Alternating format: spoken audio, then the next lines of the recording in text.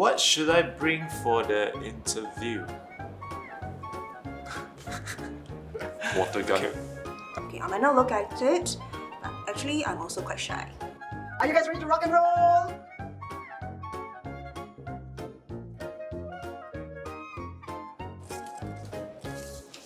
What do I write in the limited space given?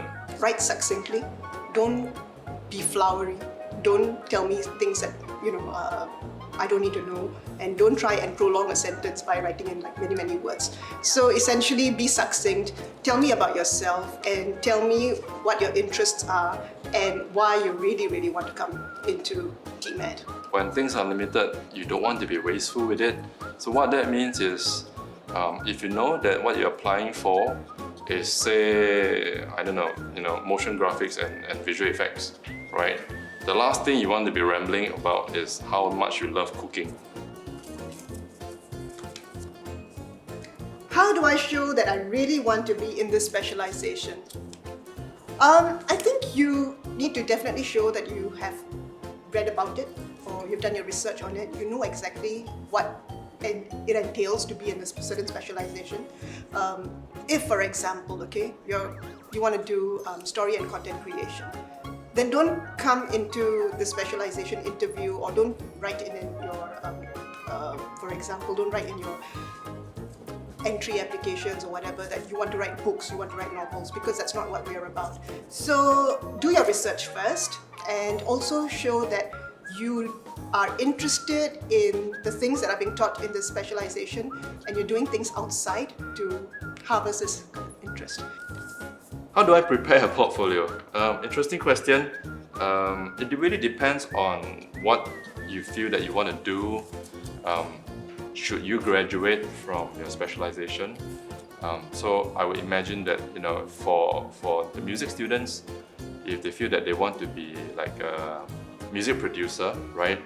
Then you might want to showcase, you want to gather the works that you have produced, right? Instead of purely just performing an instrument, right? Because if you perform an instrument, it doesn't really quite tell us whether you are capable of overseeing, right, a piece of music, which is what a music producer would do, right? I can imagine if it's not for music, for animation.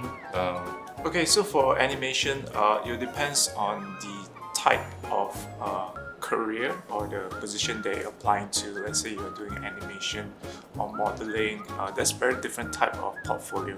So for example, if you're going for animation, you want to show like 3D animation, 2D animation. So always build your portfolio with strong, weak, strong. Because you want to put something in front that's strong and then you impress the person to hold the viewing time, and then maybe the slightly middle, weaker stuff that you have, and then you finish up with a strong so that the viewer will watch it again. So again, it depends on the position that you're applying to. This one. What do I include in a portfolio? You should include the very best of your works, because you want to be able to convince, right, the lecturers who are overseeing or rather checking your portfolio that you have the ability, right, to produce a certain level of work. What you really don't want to do, actually, it might be more useful to figure out what you don't want to put into the portfolio.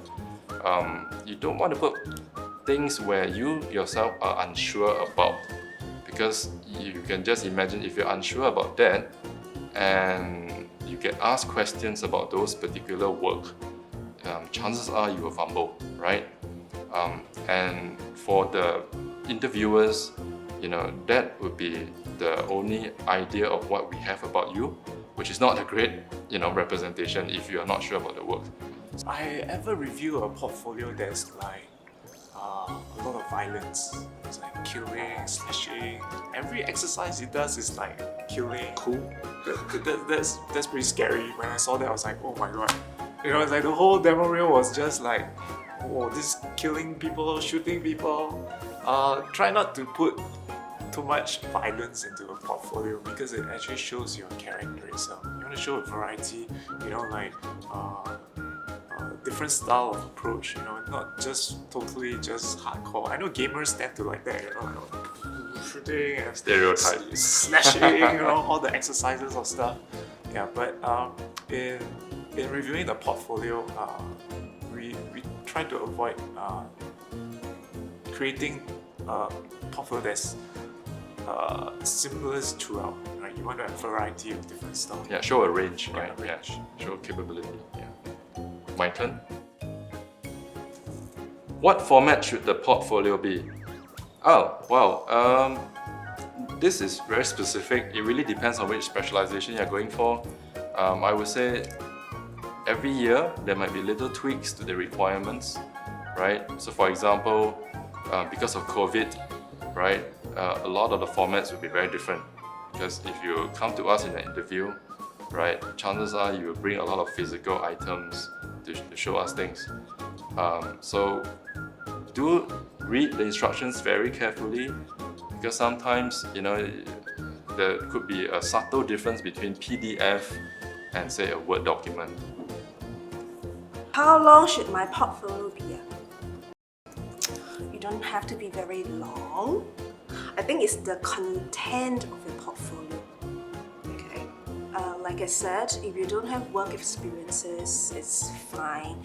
If you don't have any writings that you have done, or drawings or projects or anything that you have, it doesn't matter.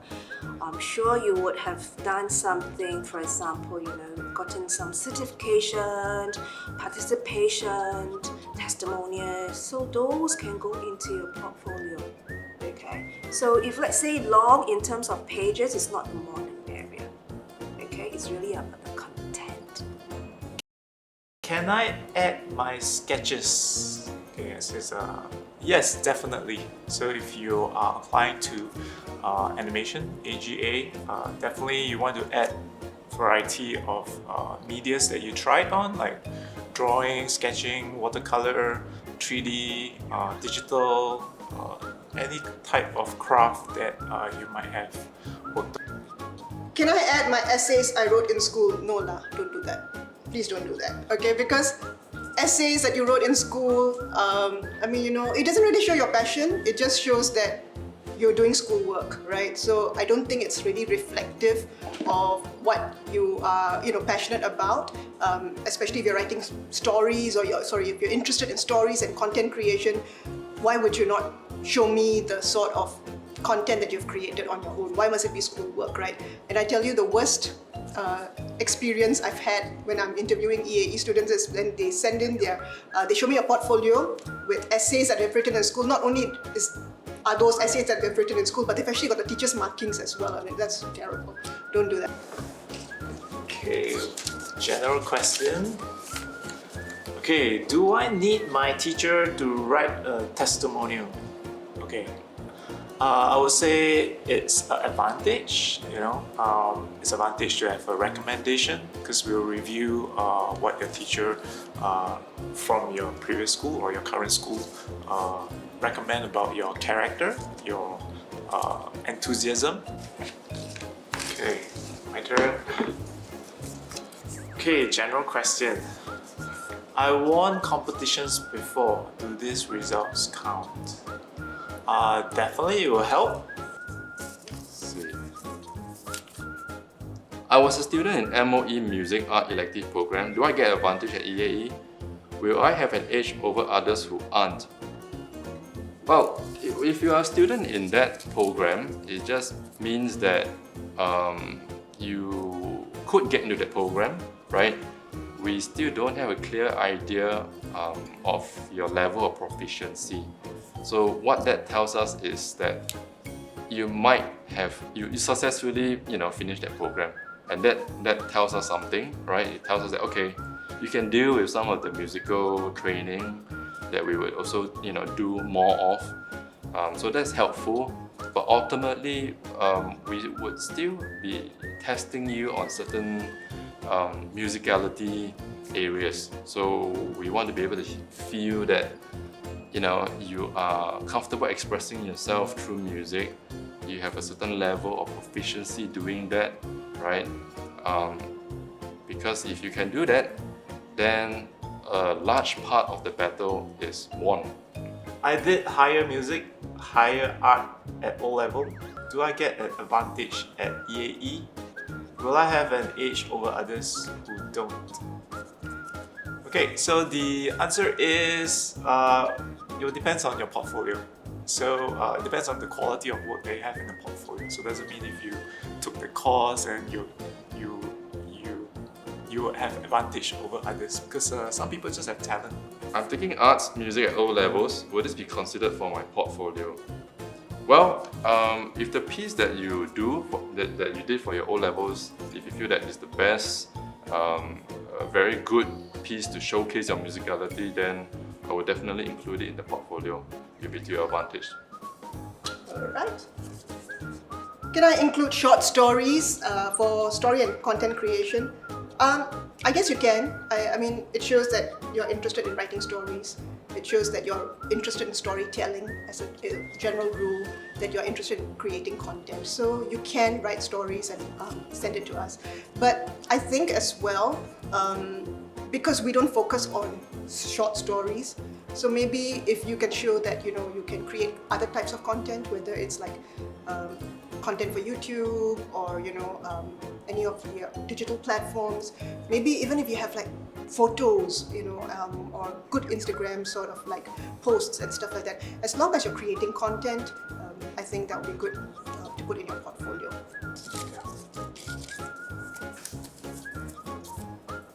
If students don't have formal music background, what would be an acceptable portfolio for music production? I sort of answered this just now. Well, if you don't have formal music background, I think I'm assuming that you are referring to certifications and maybe pieces that you have performed for certain exams and all of that. Then obviously, if you don't have that, you won't be able to showcase that. But many of our students actually don't really have formal music background, so that would be informal background. And what they tend to showcase would be the work that they have done at home, because not every one of them get the opportunity to work with the music industry. Next question for me. Okay, how many pieces of artwork are required? What is the variety of artwork expected? A short description of our artwork required. Okay, so I would say you would need to put approximately 15 or more. Alright, so what are the variety of artwork expected? Okay, so like I say in the previous question, so you want to put some sketches, you want to put some watercolor, digital painting, some 3D modeling if you have experience, some animation tests. Like it could also be a flip book, when you're in school and you're just drawing like stickman and then you flip it on the corner of the book, like just, I don't know, maybe this character is just running, jumping over and stuff, right? It could be very experimental. Okay, so short description of our artwork required. You could put some subtitle, like just a small caption. What is this test about? Like I say, maybe this stickman jump. You just put a small little caption in the corner of the video clip itself. Yeah. Okay, general question. I won competitions before. Do these results count? Definitely, it will help. Big one. Okay, let's see. Must my portfolio be related to the specialization that I want? Yes. Ideally, yes. Your portfolio should be related to the specialization that you want. I think it's useful to do that because I think before you come in, you will already have a bit of an idea about which specialization you would like to go to because this is EAE. So definitely put in some of the works that you think will be useful for the specialization.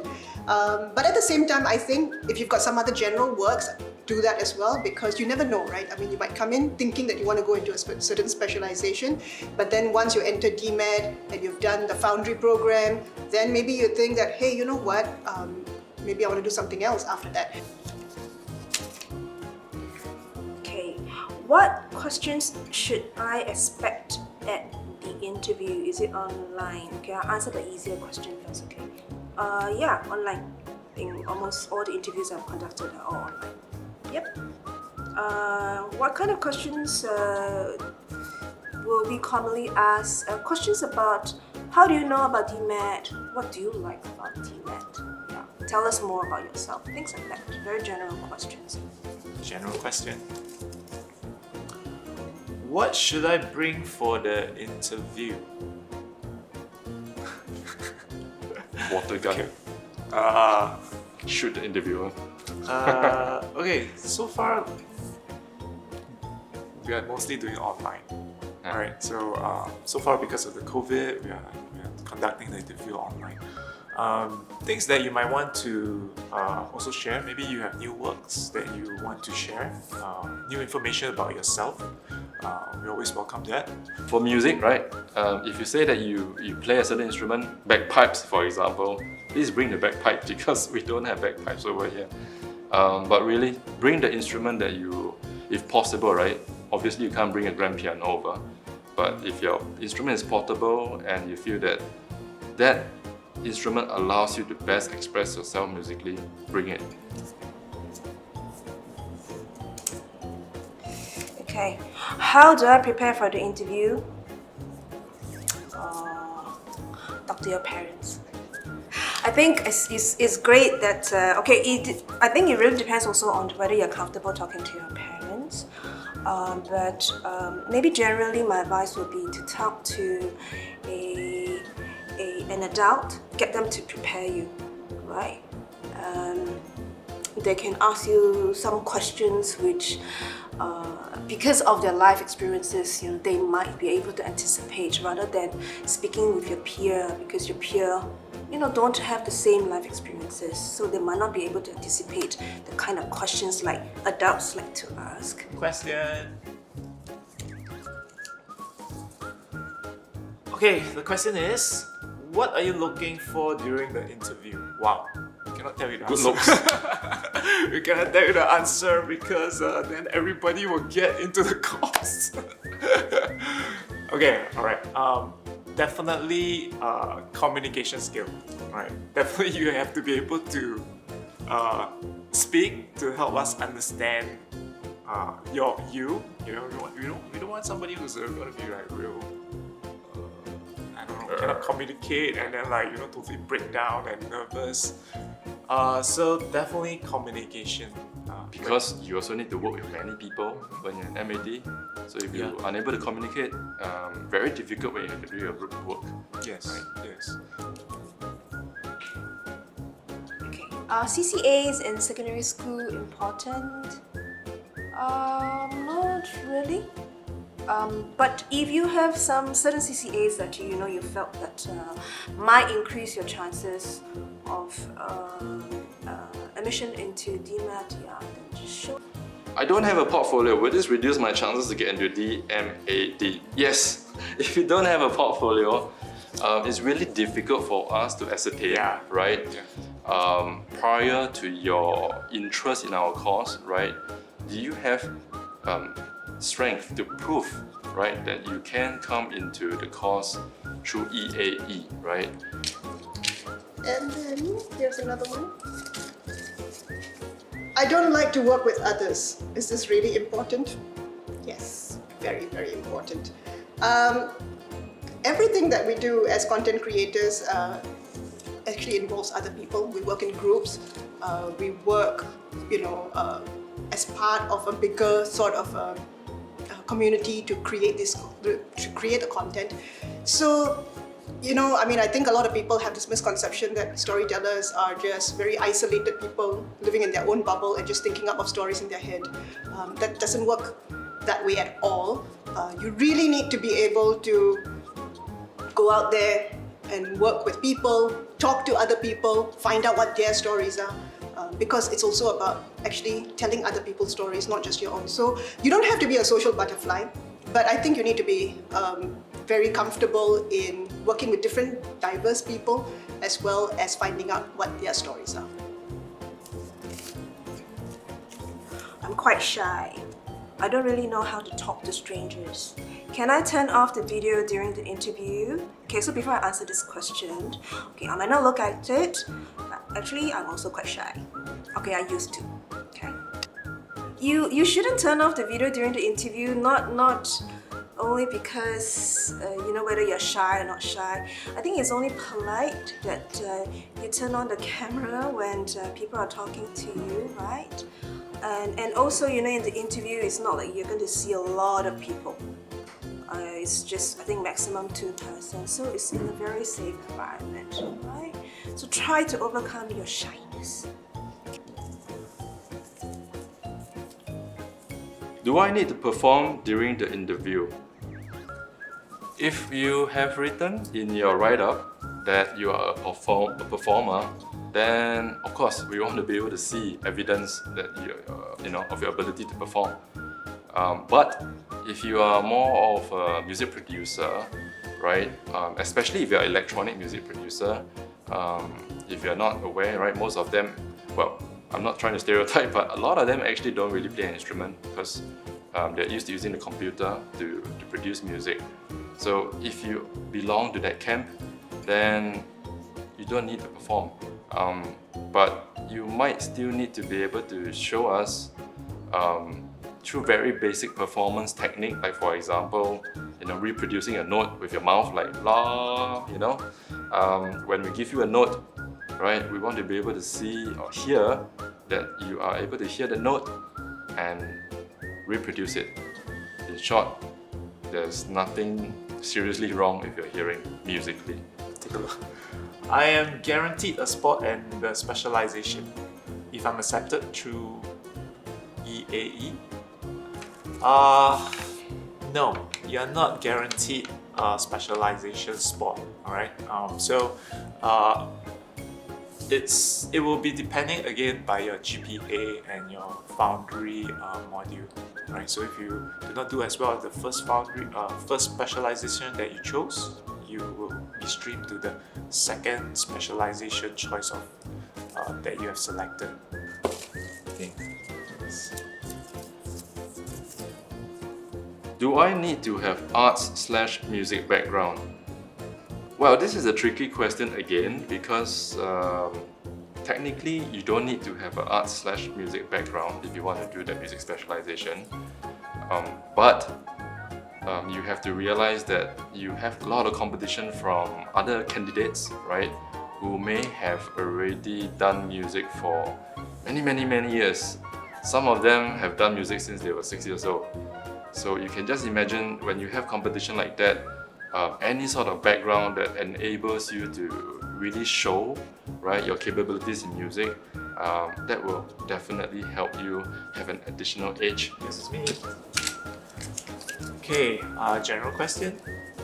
If I fail the EAE process, will I get priority during JAE? I don't think so. No. Yeah, JAE will be depending on your points. Yeah. Your O levels, Yeah, your O-level or points. N levels. Yeah. I was told that this year the marks is like 11 or something, right? Is it? I'm not sure. I'm not sure we can say that. Okay, cut.